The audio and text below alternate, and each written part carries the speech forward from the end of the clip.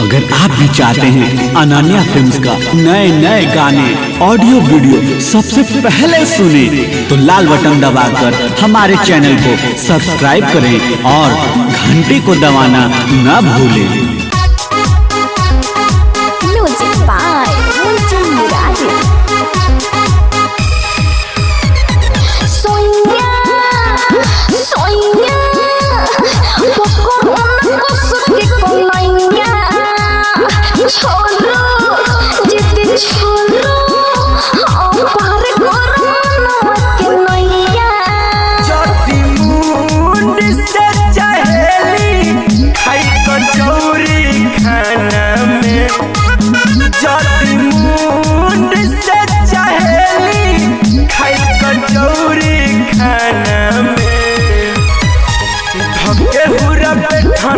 करे लिखलन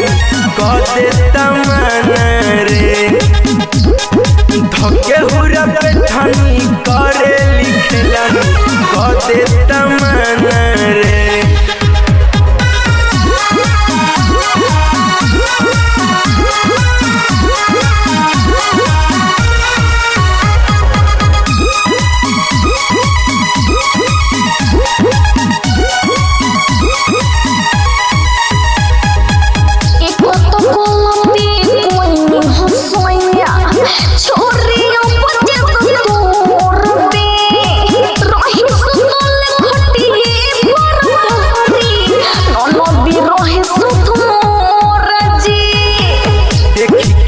हर जवानी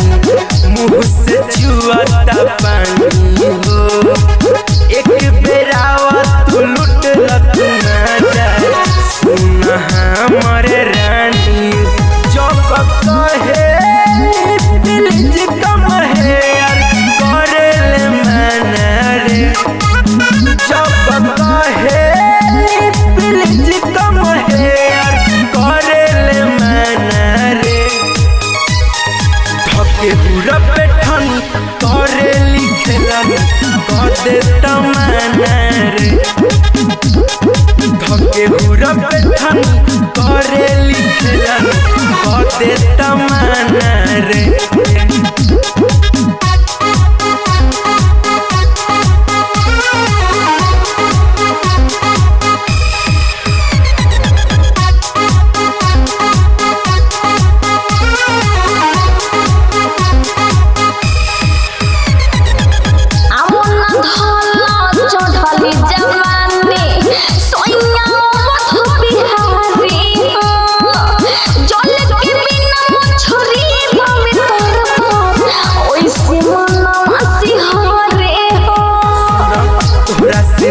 नहीं लागे करे जा केहू दूसर चीज मन करेला कच्चा दिन खाली पपीता हर जवाब अरे के सूर्या मुरारे मुंचुन हमके मारता ताना रे अरे के सूर्या मुरारे मुंचुन हमके मारता ताना रे पूरा पेठन करे लिखलन कदे तमन्ना रे धके पूरा पेठन करे लिखलन कदे तमन्ना